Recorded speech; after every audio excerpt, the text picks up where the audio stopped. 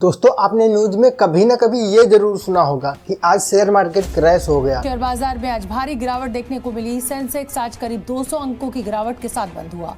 या फिर आज शेयर मार्केट ने बहुत अच्छा परफॉर्म किया और सेंसेक्स इतने पॉइंट बढ़त के साथ खुला। बॉम्बे स्टॉक एक्सचेंज के सेंसेक्स में भारी उछाल दर्ज किया गया है। 1000 अंकों के उछाल के साथ सेंसेक्स खुला है। इस वक्त की बड़ी खबर। शेयर मार्केट से लाखों लोग पैसे बनाते हैं, लेकिन रियलिटी तो ये है कि उससे भी ज़्यादा लोग अपने पैसे गंवा देते हैं। तो ये शेयर मार्केट क्या होता है, ये काम कैसे करता है, शेयर्स में अप एंड डाउन कैसे आते हैं, इसे हम कैसे ट्रैक कर सकते हैं, ट्रेडिंग की अलग अलग स्ट्रेटेजी क्या होती है, हमें शेयर मार्केट में क्यों इन्वेस्ट करना चाहिए, और सबसे इम्पोर्टेंट, शेयर मार्केट में बिगिनर ऐसी कौन सी कॉमन मिस्टेक करते हैं जिससे कि वो अपना लॉस कर लेते हैं। इस वीडियो में सब कुछ जानेंगे, वो भी डिटेल में। नमस्कार दोस्तों, मेरा नाम है गौतम और आप देख रहे हैं इन्वेस्टिंग स्टेप। तो चलिए शुरू करते हैं। अच्छा, कोई कंपनी अपने आप को लाखों और करोड़ों टुकड़ों में क्यों बांटती है और उसे शेयर मार्केट में क्यों बेचना पड़ता है? भला ऐसी क्या मुसीबत आन पड़ी कि उसे अपने आप को शेयर मार्केट में बेचना पड़ रहा है? तो इसका जवाब है पैसा। नहीं समझे? चलो एक एग्जाम्पल से समझाते हैं। मान लो गुप्ता जी हैं। गुप्ता जी भुजिया बहुत अच्छी बनाते हैं। उनके भुजिया की पब्लिक में बहुत अच्छी डिमांड है। पब्लिक को उनके प्रोडक्ट बहुत पसंद आते हैं, लेकिन गुप्ता जी जो है अपने पब्लिक की डिमांड को पूरा नहीं कर पाते। उनकी सेल बहुत ज़्यादा होती हैं। अब गुप्ता जी अपनी एक और यूनिट डालने का प्लान करते हैं, जिसके लिए उन्हें 50 लाख रुपयों की ज़रूरत है। लेकिन फिलहाल गुप्ता जी के पास अभी इतना कैश नहीं है। तो अब गुप्ता जी के पास दो ऑप्शन है, या तो वो बैंक से लोन ले या फिर अपने फर्म का कुछ हिस्सा शेयर मार्केट में बेच के शेयर मार्केट से पैसे लें। तो गुप्ता जी को पहला आइडिया पसंद नहीं आता है, क्योंकि अगर वो बैंक से लोन लेते हैं तो उन्हें इंटरेस्ट पे करना पड़ेगा और हर महीने EMI भी पे करनी पड़ेगी। इसलिए गुप्ता जी शेयर मार्केट से पैसे लेने का सोचते हैं। अब गुप्ता जी क्या करेंगे कि जो है 100 रुपये पर शेयर के हिसाब से अपने फर्म के 50,000 शेयर मार्केट में IPO के थ्रू बेचने के लिए ले आएंगे। अब आप ये पूछेंगे कि IPO क्या होता है? IPO का फुल फॉर्म होता है इनिशियलिंग पब्लिक ऑफरिंग, यानी जब कोई कंपनी अपने शेयर को पहली बार शेयर मार्केट में बेचने के लिए लाती है तो उसे IPO यानी इनिशियलिंग पब्लिक ऑफरिंग के थ्रू बेचना पड़ता है। अब गुप्ता जी जब अपने फर्म के 50,000 शेयर को शेयर मार्केट में लिस्ट करवाएंगे तो उन्हें IPO के थ्रू ही बेचना पड़ेगा। इसमें वो अपने शेयर की एक प्राइस रेंज रखेंगे। जैसे अगर उन्हें 100 रुपये पर शेयर चाहिए तो वो प्राइस रख सकते हैं 90 से 110 के बीच में। अब ये पब्लिक डिसाइड करेगी कि उनके फर्म को कितने रुपए पर शेयर प्राइस पे कर सकती है। जैसे अगर गुप्ता जी का बिजनेस अच्छा चल रहा है, उनके बिजनेस में अच्छा पोटेंशियल है, तो हो सकता है कि उनके शेयर को पब्लिक 110 रुपये में खरीदे। लेकिन अगर वहीं गुप्ता जी का बिजनेस मॉडल अच्छा नहीं है, गुप्ता जी की कंपनी लॉस मेकिंग कंपनी है, तो हो सकता है कि पब्लिक उसे 90 रुपये में भी खरीदने से रिजेक्ट कर दे। शेयर मार्केट में यही चीज़ होता है। जब किसी बड़ी कंपनी को पैसों की ज़रूरत होती है, वो कोई रीज़न हो सकता है, जैसे कंपनी एक्सपेंड करना चाहती है या फिर वो अपने अलग यूनिट खोलना चाहती है। जैसे उसका बिजनेस अगर यूपी में चल रहा है या महाराष्ट्र में चल रहा है, तो अपना अगर बिजनेस गुजरात में डालना चाहे तब उसे पैसों की ज़रूरत पड़ती है, तो वो शेयर मार्केट में IPO के थ्रू पैसे इकट्ठा करती है। इसका एक एग्जांपल है, जैसे फिजिक्स वाला है। फिजिक्स वाला अपने बिजनेस को और एक्सपेंड करना चाहते हैं, तो हो सकता है शायद 2025 में 280 करोड़ रुपयों का IPO लेके आए। अब समझे ना, कोई कंपनी अपने आप को छोटे छोटे टुकड़ों में बांट के शेयर मार्केट में क्यों बेचती है। शेयर मार्केट में प्रमुख दो प्रकार के मार्केट होते हैं।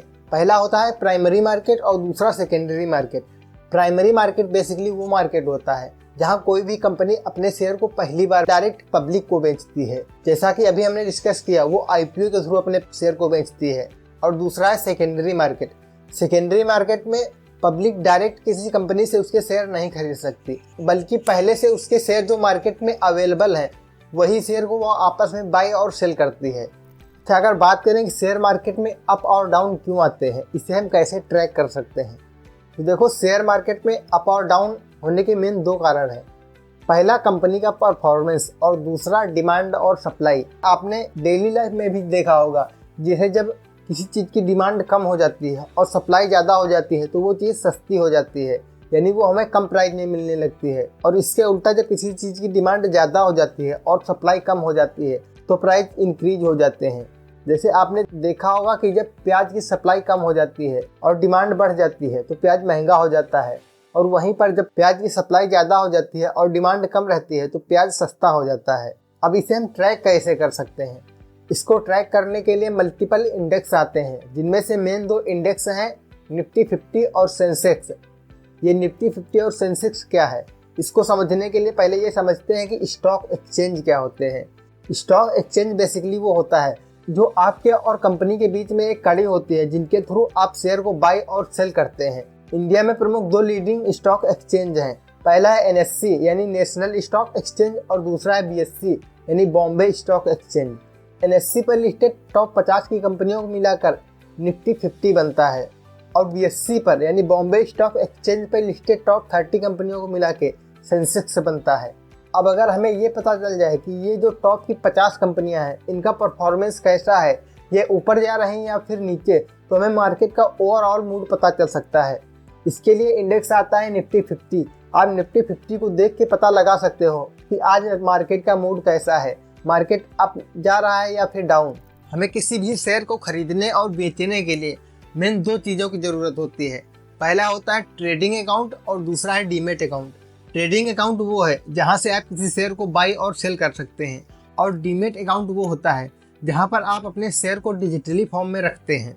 आज के टाइम पे जितने भी ब्रोकर हैं, चाहे वो एंजल वन हो, जीरोधा हो, अपस्टॉक हो, ग्रो हो, ये जितने भी अदर ब्रोकर हैं, वो सभी डीमेट और ट्रेडिंग अकाउंट एक साथ खोलते हैं। आप किसी भी ब्रोकर से अपना अकाउंट खोल सकते हो, जिनमें से कुछ टेस्टेड ऐप का लिंक नीचे डिस्क्रिप्शन में दे दूंगा, जहां से जाके आप अपना अकाउंट खोल सकते हो। आपने जिस भी ब्रोकर से अकाउंट खुलवाया है उसके ऐप में जाके आप किसी भी शेयर को बाय और सेल कर सकते हो। ये बहुत इजी होता है। अब अगर बात करें कि फंडामेंटल और टेक्निकल एनालिसिस में क्या डिफरेंस होता है, तो फंडामेंटल एनालिसिस बेसिकली वो एनालिसिस होता है जहां पर हम किसी कंपनी के बिजनेस मॉडल, उसकी बैलेंस शीट को जो है एनालाइज करते हैं। जैसे उसका बिजनेस मॉडल कैसा है, कंपनी की मैनेजमेंट कैसी है, कंपनी का फ्यूचर ग्रोथ प्रोस्पेक्ट क्या है, कंपनी की बैलेंस शीट कैसी है, कंपनी प्रॉफिट कर रही है कि नहीं कर रही है, कंपनी की सेल्स साल दर साल बढ़ रही है या नहीं। तो जहाँ पर इन सब चीज़ों का एनालिसिस किया जाता है उसे फंडामेंटल एनालिसिस कहते हैं। और टेक्निकल एनालिसिस बिल्कुल इससे अलग होता है। टेक्निकल एनालिसिस में हम कंपनी के शेयर के प्राइस की एनालिसिस करते हैं। जैसे जब किसी शेयर का प्राइस अप और डाउन होता है तो वो चार्ट पर एक पैटर्न बनाता है, जिसको एनालाइज करके ये प्रेडिक्ट किया जाता है कि शेयर का प्राइस अप जाएगा या फिर डाउन। तो उसे हम टेक्निकल एनालिसिस कहते हैं। फंडामेंटल एनालिसिस और टेक्निकल एनालिसिस ये अपने आप में एक बहुत बड़े टॉपिक हैं। इन पे अगली वीडियो हमारे चैनल पे जल्दी ही आने वाली है, तो इसीलिए चैनल को सब्सक्राइब कर लो ताकि वीडियो की अपडेट आप बिल्कुल भी मिस ना करें। शेयर मार्केट में 2 टाइप के लोग होते हैं, एक होते हैं इन्वेस्टर और दूसरे होते हैं ट्रेडर। इन्वेस्टर बेसिकली क्या करते हैं, वो किसी भी कंपनी की फंडामेंटल एनालिसिस करते हैं और जो कंपनी अच्छी होती है वो उनके शेयर को खरीद के एक लॉन्ग टाइम के लिए होल्ड करते हैं। जैसे 2 साल, 4 साल, 10 साल या फिर 20 साल तक के लिए भी होल्ड करते हैं। लेकिन ट्रेडर इससे अलग होते हैं, वो शॉर्ट टर्म के लिए किसी शेयर को बाय और सेल करते हैं। वो टेक्निकल एनालिसिस को ज़्यादा प्रेफरेंस देते हैं। ट्रेडिंग भी कई प्रकार की होती है, तो ये जैसे इंट्राडे ट्रेडिंग, यानी कि आप किसी भी शेयर को उसी दिन खरीदो और उसी दिन के अंत में बेच दो, फिर चाहे आपको प्रॉफिट हो या फिर लॉस। दूसरा है स्विंग ट्रेडिंग। स्विंग ट्रेडिंग में बेसिकली ट्रेडर किसी भी शेयर को टेक्निकल एनालिसिस करने के बाद उसके शेयर को खरीद के कुछ हफ्तों, कुछ महीनों या कुछ साल के लिए होल्ड करते हैं और उनको जब अच्छा प्रॉफिट होता है तो वो अपनी पोजीशन से एग्जिट ले लेते हैं।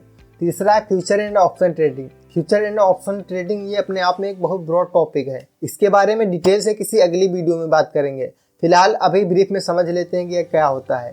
जैसे अभी हमने बात किया था कि निफ्टी और सेंसेक्स, इनका प्राइस ज़्यादा होता है, लेकिन ऑप्शन में क्या होता है कि आप उसका कुछ प्रीमियम देके उसको बाय करते हैं और इसमें आपको प्रॉफिट बहुत जल्दी होता है, लेकिन ये रिस्की भी बहुत ज़्यादा होता है। सबसे ज़्यादा लोग इसी से पैसे कमाते हैं और इसी में सबसे ज़्यादा लॉस करते हैं। अब अगर बात करें कि हमें शेयर मार्केट में क्यों इन्वेस्ट करना चाहिए, तो उसके मल्टीपल रीजन हैं। पहला है wealth creation in overall time. अगर आप शेयर मार्केट में इन्वेस्ट करके पेशेंस रखते हैं तो आप लॉन्ग टाइम में बहुत अच्छी वेल्थ बना सकते हैं। अगर मान के चलते हैं आप SIP में महीने के 3000 रुपये भी इन्वेस्ट करते हैं तो 20-30 साल के बाद आपके करोड़ों रुपए बन जाएंगे। दूसरा है passive income through dividend. Share market में 2 प्रकार से पैसा बनता है। एक तो होता है कि अगर आपने किसी शेयर को खरीदा और उसका प्राइस बढ़ गया, तब आप जब उसे बेचोगे तो वो तो प्रॉफिट होगा ही। उसके अलावा भी उस टाइम पीरियड के बीच में जब कंपनी को प्रॉफिट होता है तो अपने प्रॉफिट का कुछ हिस्सा अपने शेयर होल्डर को उसके बैंक अकाउंट में ट्रांसफ़र करती है, जिसे डिविडेंड कहते हैं। अगर आपके पास ज़्यादा अमाउंट में किसी कंपनी के शेयर हैं तो आपको रेगुलर टाइम पे डिविडेंड मिलता रहेगा, जिससे कि आपकी एक पैसिव इनकम की स्ट्रीम बन जाएगी। तीसरा है लिक्विडिटी। शेयर मार्केट में लिक्विडिटी सबसे ज़्यादा होती है।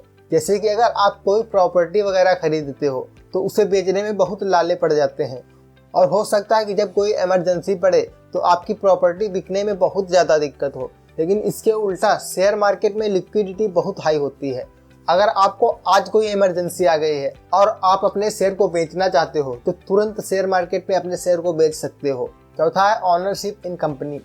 जैसे अगर आपने कोई कंपनी का एक शेयर खरीदा, आप उतने % हिस्से के मालिक बन जाते हैं। जैसे मान के चलते हैं कोई कंपनी है जिसके 1000 शेयर हैं और आपने उस कंपनी के 10 शेयर को खरीद लिया, तो आप कंपनी में 1% के मालिक बन जाएंगे। समझ रहे हो ना। अगर आपने कोई बड़ी कंपनी जैसे टाटा, रिलायंस वगैरह का शेयर खरीद लिया तो इनडायरेक्टली आप उतने हिस्से के मालिक बन जाते हो। अब अगर सबसे इम्पोर्टेंट चीज़ की बात करें कि बिगिनर शेयर मार्केट में ऐसी कौन कौन सी कॉमन मिस्टेक करते हैं जिससे कि वो अपना लॉस कर लेते हैं, तो उनमें जो सबसे बड़ा पॉइंट है, बिगिनर ज़्यादा रिसर्च नहीं करते हैं। वो किसी भी कंपनी की ना तो फंडामेंटल एनालिसिस करेंगे, ना ही टेक्निकल एनालिसिस करेंगे, बल्कि वो ये देखते हैं कि कहीं कोई न्यूज में या कोई टिप्स दे दे कि ये शेयर आज ऊपर जाएगा तो वो उसको बाई कर लेते हैं, ना कि वो अपनी रिसर्च पे ज़्यादा वेरी करते हैं। दूसरा है lack of patience. Beginner patience नहीं रखते हैं। वो बहुत जल्दी शेयर मार्केट से अमीर बनना चाहते हैं। वो चाहते हैं कि वो आज 10,000 रुपये लगाएं और 6 महीने में ही उसका 20,000 रुपये हो जाए। शेयर मार्केट में ऐसा नहीं होता है। शेयर मार्केट में टाइम देना पड़ता है। टाइम के साथ जो है पैसा मल्टीप्लाई होता है। बिगिनर्स इमोशनल डिसीजन बहुत ज़्यादा लेते हैं। जैसे मान के चलते हैं कि कोई शेयर आज 5% ऊपर गया और न्यूज़ में उसके बारे में आया, तो वो फोमो का शिकार हो जाते हैं और वो तुरंत उस शेयर को बाई कर लेते हैं।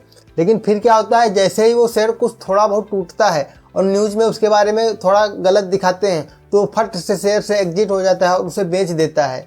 और जो चौथा इंपॉर्टेंट पॉइंट है कि बिगिनर शेयर मार्केट में आते हैं इन्वेस्टिंग करने के लिए, लेकिन वो धीरे धीरे करके ट्रेडिंग पे ज़्यादा शिफ्ट हो जाते हैं।